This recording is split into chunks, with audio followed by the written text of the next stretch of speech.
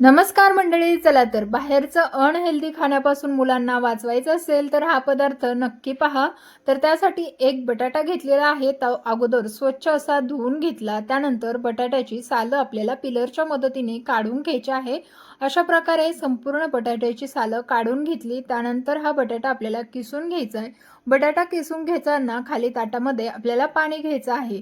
त्यावरती इथे मी छोटी किसणी घेतलेली आहे. तुम्ही अगदी मीडियम किंवा मोठ्या किसणीने सुद्धा किसू शकता, परंतु आपण इथे छोट्या किसणीने हा किस करून घेतल्यामुळे हा किस पटकन शिजला जाईल, यासाठी आपण इथे छोट्या किसणीचाच वापर केलेला आहे. संपूर्ण बटाटा इथे किसून झालेला आहे. आता हा बटाटा पाण्यामध्येच ठेवूया आणि पुढची प्रोसेस करायला घेऊया. इथे गॅसवरती कढई ठेवली. कढईमध्ये आपल्याला घालायचं आहे 1 ग्लास भरून पाणी. पाण्याचं प्रमाण अगदी आपल्याला परफेक्ट घ्यायचं आहे. त्यानंतर यामध्ये चवीपुरतं मीठ घालून घेऊया. तसंच पाव चम्मच किंवा अर्धा चम्मच इतके जिरे घालून घ्यायचे. तसंच यामध्ये तेल घालून घ्यायचं आहे. आता हे सर्व घालून घेतलं. त्यानंतर इथे 2 ते 3 हिरव्या मिरच्या अशा पद्धतीने कट करून घेतलेल्या आहे.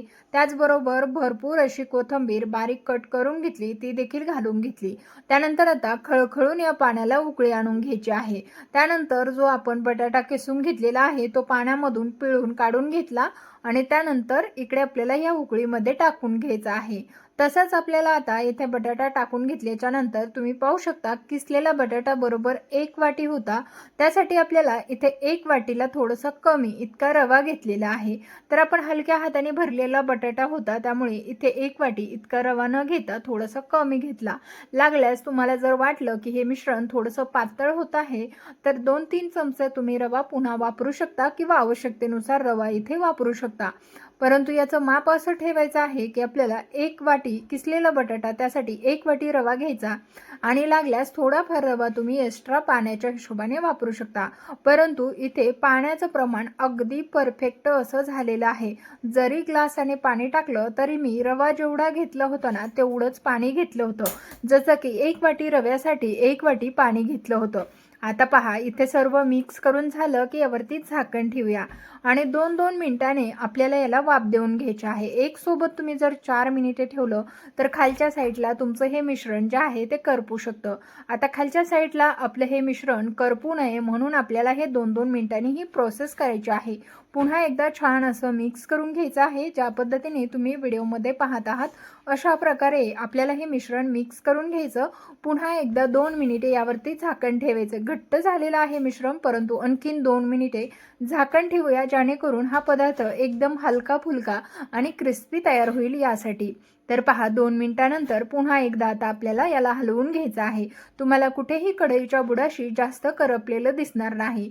तर ज्या पद्धतीने तुम्हाला प्रोसेस सांगितलेली आहे याच पद्धतीने तुम्हालाही फॉलो करायची आहे, म्हणजे कढईच्या तळाशी आपलं जास्तीचं मिश्रण चिकटणार नाही, तसंच ते करपल्या देखील जाणार नाही. इथे छान असा उंडा तयार होत आहे. जसं जसं हे थंड होईल तसं तसं हे घट्ट व्हायला लागतं. आता आपल्याला हे मिश्रण एखाद्या ताटामध्ये टाकून घ्यायचं आहे. तर त्या ताटाला ना अशा पद्धतीने तेल लावून घ्यायचं आहे.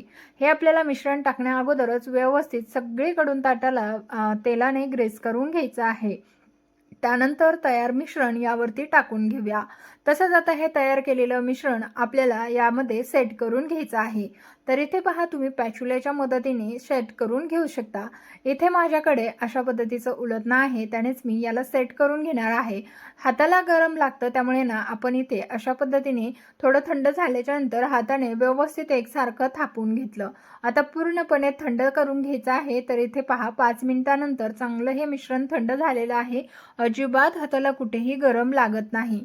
तर आता याची छान अशा आपल्याला स्नॅक्स टाईप कुरकुरे पाडून घ्यायचे आहे. तर पहा, इथे मी पिझ्झा कटरचा वापर केलेला आहे. तुम्ही हवं तर चाकूने किंवा उलटण्याने कशानेही हे कट करून घेऊ शकता. पातळ होईल तितकं कट करा. इथेच तुम्हाला अगदी कुरकुऱ्याचा आकार देण्याची गरज नाही. साईड कट करून घेऊया. साईडला थोडेसे आपल्या कुरकुऱ्याचा आकार व्यवस्थित दिसावा त्यासाठी मी साईडसुद्धा कट करून घेतल्या. त्यानंतर अगदी मध्यभागी कट करून घेतलं. त्यानंतर आपण आता ह्या अशा पद्धतीने आपण कट मारलेले आहे ते काढून घेऊया.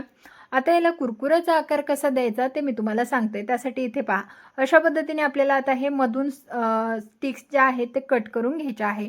मस्त असा कुरकुऱ्याचा आकार त्याला येतो. तर पहा, मस्त झाले की नाही झटपट असे कुरकुरे आपले अगदी हेल्दी आणि कुरकुरीत तयार होतात. तर हे तळल्यानंतर ओळखायला सुद्धा येत नाहीत की घरगुती रव्यापासून बनवलेले रवा आणि बटाट्यापासून बनवलेले आहेत. त्यानंतर इकडे चांगलं कडकडीत तेल गरम व्हायला ठेवलं आणि त्यामध्ये हे कुरकुरे सोडून घेऊया. तर मंडळी, तुम्हाला एक निवेदन आहे की तुम्ही आपला हा व्हिडिओ कुठल्या शहरातून किंवा गावातून पाहत आहात ते मला कमेंटद्वारे नक्कीच कळवा, म्हणजेच मला तुमचे पर्सनली आभार मानता येतील.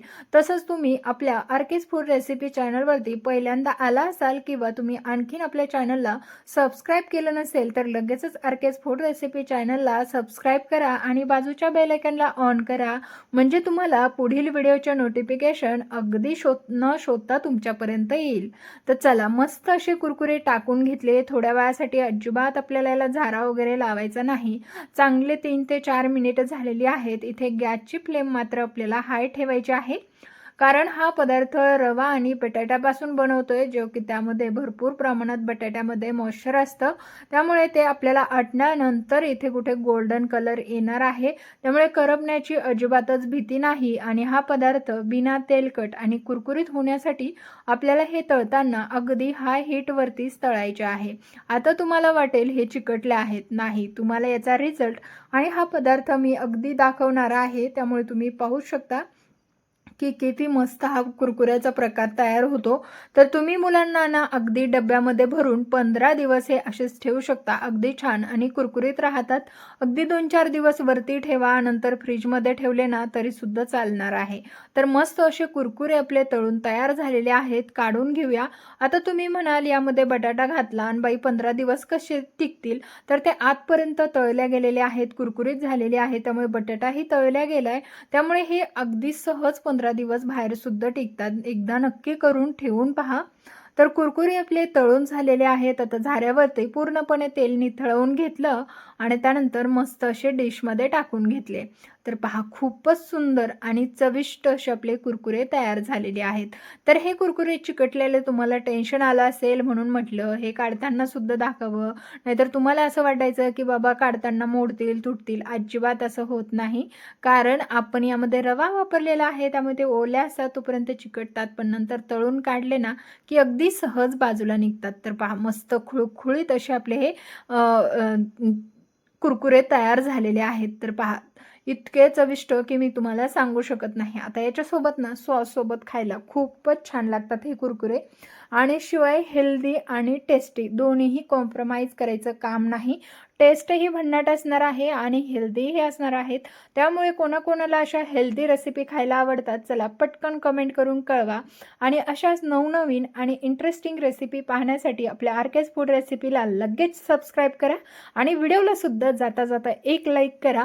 आणि याची रेसिपी जर तुम्ही घरी ट्राय केली तर ती मला या व्हिडिओच्या खाली कमेंट करून कळवायला मात्र विसरू नका, कारण मला माझ्या रेसिपीची खात्री आहे की माझी रेसिपी जर मी सांगितली या पद्धतीने तुम्ही बनवली तर ती परफेक्टच होणार. त्यामुळे एकदा नक्की बनवा, मला कळवायला विसरू नका. चला तर भेटूया अशाच भन्नाट, युनिक आणि इंटरेस्टिंग रेसिपीसह. तोपर्यंत धन्यवाद. बनवा, खा आणि कळवा.